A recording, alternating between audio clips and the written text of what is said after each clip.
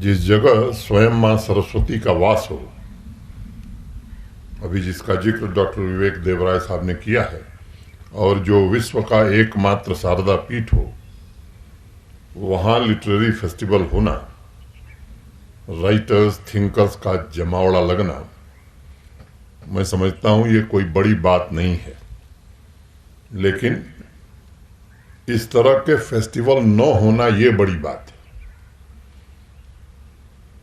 मैं बधाई दूंगा आयोजकों को, और जो लोग बाहर से आए हैं उनका हृदय से स्वागत भी करूंगा। एक लंबे समय तक जम्मू कश्मीर शिक्षा और बौद्धिक प्रेरणा का केंद्र रहा है। जो जगह परंपरा का ऊर्जा क्षेत्र होता है, वहां अगर ज्ञान, विचार और कल्पना शक्ति पर प्रहार होता है तो इसका सीधा मतलब है कि दुनिया को देखने का दरवाजा बंद हो जाता है। दुर्भाग्य से जम्मू कश्मीर में भी कुछ ऐसा ही हुआ। लंबे समय तक, कई दशकों तक एक ऐसा वातावरण बना जिसने विकास और विचार, डेवलपमेंट एंड थिंकिंग, दोनों के प्रवाह को रोक दिया।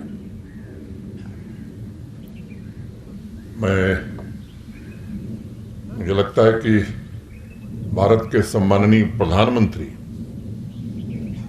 की दृढ़ इच्छा शक्ति ने अगस्त 2019 में एक अद्भुत फैसला हुआ,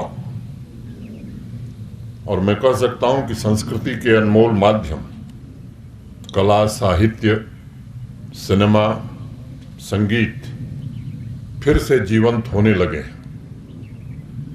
डल के किनारे आयोजित कुमायूं लिटरेरी फेस्टिवल में आज मैं सभी सम्मानित राइटर्स, थिंकर्स, कलाकार, फिल्म जगत से जुड़े प्रबुद्धजन और बाकी अतिथियों का दिल की गहराइयों से इस्तकबाल करता हूं, स्वागत करता हूं।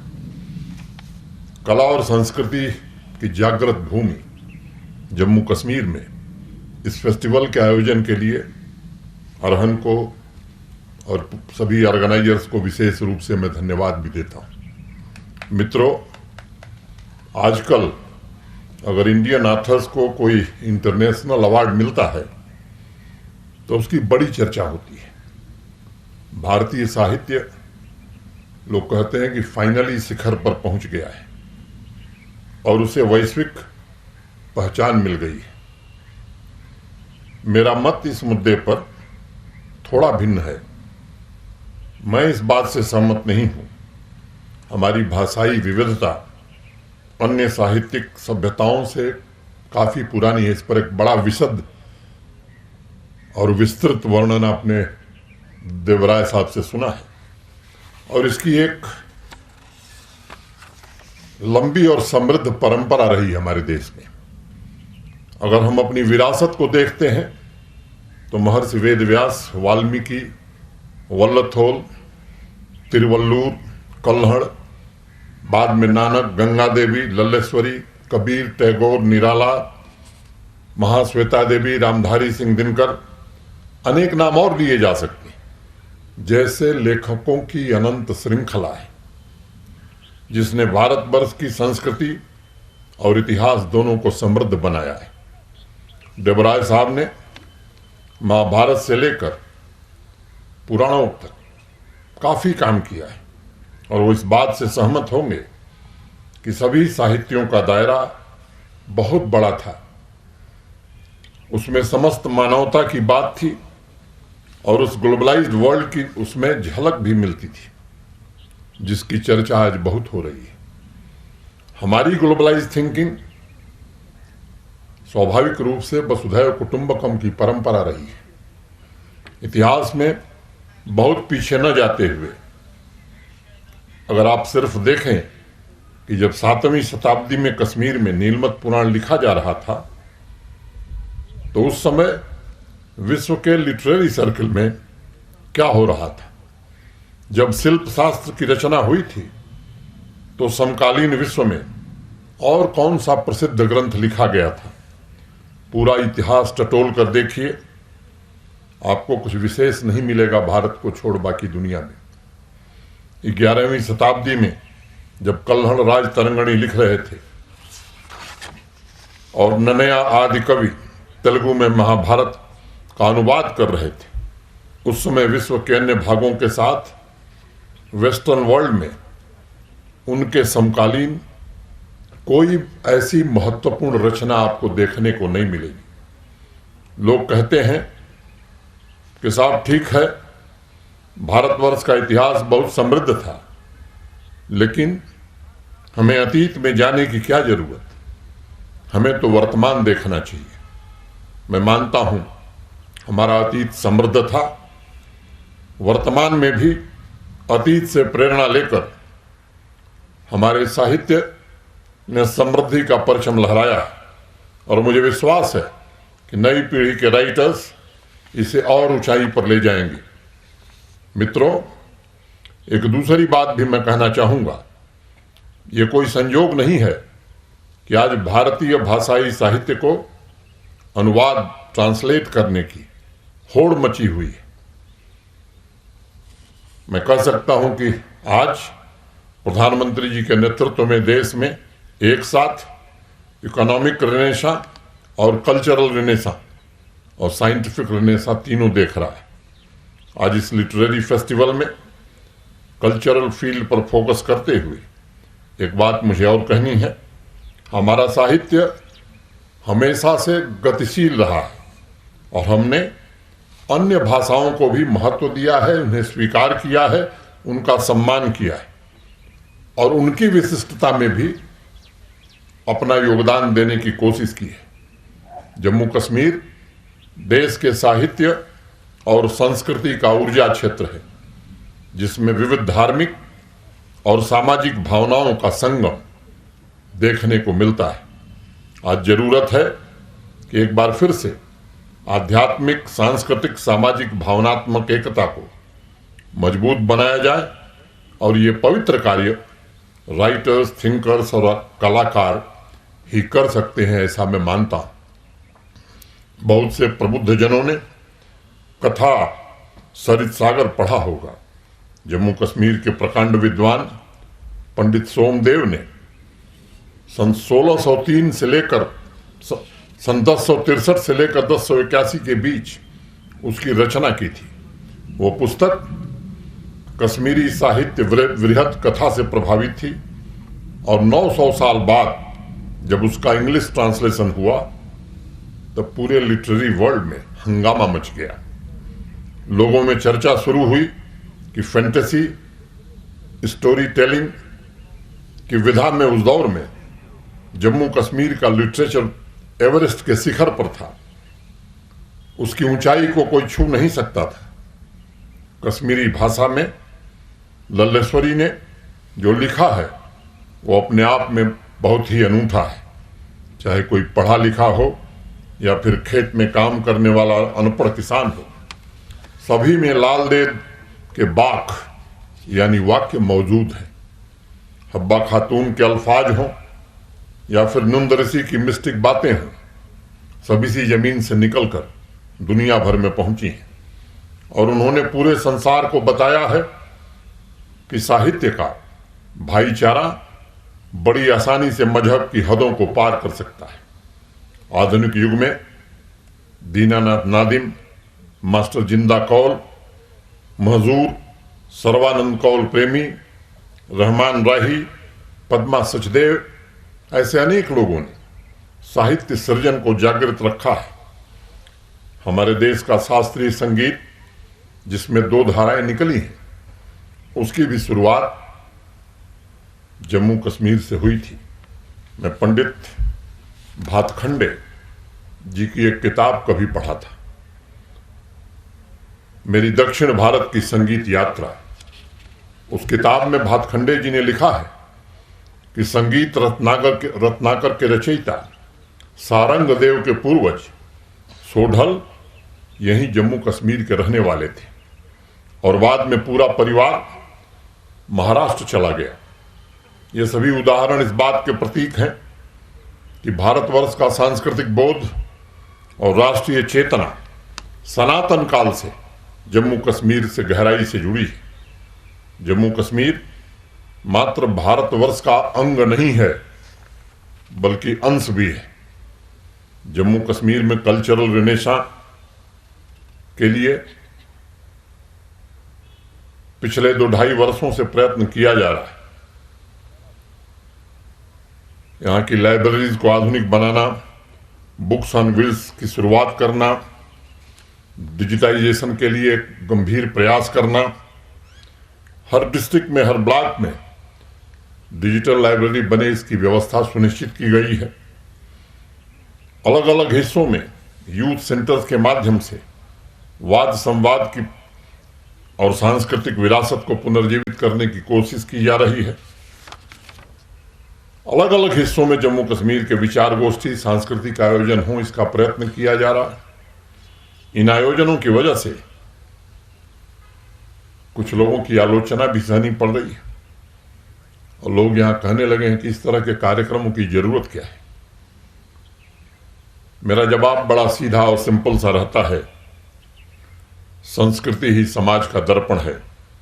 जब एक आकांक्षी समाज विकसित होता है तब उसके सभी अंगों में प्राण आते हैं, एक नई ऊर्जा का जन्म होता है जो कला के रूप में लोगों के सामने आता है। एक राइटर, एक थिंकर और एक कलाकार के अंदर जो कुछ ओवरफ्लो होता है उसकी अभिव्यक्ति से ज्यादा उसकी और इच्छा नहीं होती है। इसलिए साहित्य और संस्कृति ही हमारा असली खजाना है और निस्वार्थ भाव से उस परंपरा की सेवा में लगे साधक हमारे असली हीरे और जवाहरात वही हैं। एक छोटी सी कहानी कहकर के अपनी बात खत्म करूंगा। एक दिन अकबर ने तानसेन से कहा कि भाई, तुम्हारे गाने को जब भी सुनता हूं ऐसा लगता है कि तुम्हारे जैसा गाने वाला कोई है नहीं। पूरे पृथ्वी पर मुझे नहीं लगता कोई ऐसा है, और जहां तक तुम पहुंचे हो शायद दूसरा कोई पहुंच भी नहीं पाएगा। लेकिन फिर भी मेरे मन में ख्याल आया कि तानसेन, तुमने भी तो किसी से सीखा होगा, तुम्हारा भी तो कोई गुरु होगा। क्या तुम बताओगे कि कौन है तुम्हारा गुरु और क्या कभी उनसे मुलाकात करा सकोगे? तानसेन ने बड़ी विनम्रता से कहा, महाराज, मेरे गुरु जी हैं और सच कहूं तो मैं गुरु जी के चरणों की धूल के बराबर भी नहीं हूं। लेकिन मुलाकात में एक बड़ी कठिनाई है कि गुरु जी कभी राज दरबार नहीं आएंगे और न ही हमारे कहने पर गाएंगे। उनसे अगर मिलना है तो चोरी छिपे मिलना होगा। और एक रात यमुना के किनारे सम्राट अकबर और तानसेन छिप कर बैठ गए और जब भोर हुई तो तानसेन के गुरु संत हरिदास ने जब गाना शुरू किया, जब तक संत हरिदास गाते रहे तब तक अकबर और तानसेन दोनों की आंखों से निर्झर आंसू गिरते रहे। दोनों में से किसी ने एक शब्द नहीं बोला। जब लौटने लगे राजमहल के पूरे रास्ते दोनों रोते हुए वापस लौटे। राजभवन पहुंचने तक कोई बात नहीं हुई। गेट पर जब दोनों अलग होने लगे तो अकबर ने एक सवाल किया, तानसेन, तुम अपने गुरु की तरह क्यों नहीं गाते हो? तानसेन ने कहा, महाराज, इसका जवाब बड़ा सीधा है। मैं कुछ पाने के लिए गाता हूं और मेरे गुरु ने कुछ पा लिया है, इसलिए वो गाते हैं। ये भारतवर्ष ऐसे कलाकारों की भूमि रही है, ये हमारी परंपरा रही है। आज के कार्यक्रम में एक सेशन जम्मू कश्मीर के आर्कियोलॉजिकल साइट्स पर भी है। इस संबंध में संक्षेप में 2 बात कहूंगा। गत वर्ष जुलाई में हम सब ने निर्णय किया था कि सभी धर्मों से जुड़े ऐतिहासिक धरोहरों को आइडेंटिफाई करके उनके रिवाइवल और रेस्टोरेशन पर काम किया जाएगा। पहले चरण में कश्मीर डिवीजन के 17 तथा जम्मू डिवीजन के 18 आर्कियोलॉजिकल साइट्स पर काम प्रारंभ हो गया है और मैं आपको भरोसा देना चाहता हूं कि सांस्कृतिक चेतना की जीती जागती इन धरोहरों को उनके पुराने स्वरूप में स्थापित करने की हर संभव कोशिश की जाएगी। साहित्य एवं कला के क्षेत्र में दीप स्तंभ की तरह काम करने वाले जम्मू कश्मीर में राइटर्स और थिंकर्स की इस तरह की बैठक पुरानी रवायत को रिवाइव करने की कोशिश हो रही है। जम्मू और कश्मीर दोनों संभागों में लिटरेरी फेस्टिवल का आयोजन शुरू किया गया है। देश भर से राइटर्स, थिंकर्स, फिल्म से जुड़े लोग यहाँ आए। ये परंपरा भविष्य में चलती रहे, इसकी कोशिश की जा रही है। क्षेत्रीय भाषाएं संपूर्ण राष्ट्र की भावनाओं के आदान प्रदान की भाषा रही हैं। कई बार एक शब्द का जिक्र होता है, भाषाई सद्भाव। मेरा मत है कि भाषाई सद्भाव ही भावनात्मक एकता को मजबूत बना सकता है। कश्मीरी, पहाड़ी, गोजरी, डोगरी, पंजाबी, हिंदी भाषा की मिठास, कला की भूमि जम्मू कश्मीर से निकलकर देश के अन्य भागों में पहुंचे, इसकी कोशिश हम कर रहे हैं। दूसरा मकसद राइटर्स की उदात्त चेतना को एक ऐसा प्लेटफॉर्म मिले जो जम्मू कश्मीर की साहित्य एवं कला की महान अद्वितीय परंपरा को आगे बढ़ाए। एक फिल्म पॉलिसी भी जम्मू कश्मीर प्रशासन ने बनाई है। शोपियां और पुलवामा में प्रशासन ने प्रयास करके सिनेमा हॉल भी चालू कर दिए और हम कोशिश कर रहे हैं कि जिन जिलों में सिनेमा हॉल नहीं हो वहां सरकारी तौर पर प्रशासन सिनेमा हॉल का निर्माण करे। श्रीनगर में डॉक्टर विजयधर और आइनॉक्स ने एक मल्टीप्लेक्स शुरू किया है। आपको मुझे बताते हुए प्रसन्नता है कि 30 जनवरी से लेकर के और अभी कुछ दिन पहले तक 1,61,00,000 से ज्यादा पर्यटक जम्मू कश्मीर देश के विदेश और दूसरे देशों के हिस्सों से आकर के वापस जा चुके हैं। ये बदलते जीवंत जम्मू कश्मीर का प्रतीक है। मित्रों, ये कोशिश हो रही है जम्मू कश्मीर में प्रतिभाशाली राइटर्स, नौजवान सही प्लेटफॉर्म पा सकें। मिशन यूथ, एजुकेशन डिपार्टमेंट मिलकर अनेक प्रयासों के जरिए इस दिशा में प्रयास कर रहे हैं। राइटर्स तथा कला के अलग अलग माध्यम पर काम कर रहे सभी लोग समाज की जीवंतता के प्रतीक हैं और इसी प्रकार देश और दुनिया में फैले, ये कोशिश की जाएगी। साहित्यकार के अंदर जो बोध होता है, सीमाओं के परे उसके विचारों का जो विराट होता है, वह सदैव पूरे समाज का पथ प्रदर्शन करता है। मुझे विश्वास है कि साहित्य कला के क्षेत्र में जो प्रयास थोड़ा बहुत हम सबने शुरू किया है वो लोगों में जरूर गति पकड़ेगा। देश के अलग अलग हिस्सों से आए सभी राइटर्स का, थिंकर्स का, फिल्म जगत से जुड़े लोगों का मैं स्वागत करता हूं और कुमायूं लिटरेरी फेस्टिवल सही मायने में यहाँ की संस्कृति को और अधिक समृद्ध बनाने में महत्वपूर्ण योगदान देगी, ऐसी मैं कामना करता हूं। चलते चलते 2 लाइनें कहकर बात खत्म करूंगा कि कभी साया है कभी धूप मुकद्दर मेरा, कभी साया है कभी धूप मुकद्दर मेरा, होता रहता है यूं ही कर्ज बराबर मेरा। टूट जाते हैं कभी मेरे किनारे मुझ में, टूट जाते हैं कभी मेरे किनारे मुझ में, डूब जाता है कभी मुझ में समुंदर मेरा, कभी मुझ में समुंदर मेरा। बहुत बहुत धन्यवाद। जय हिंद।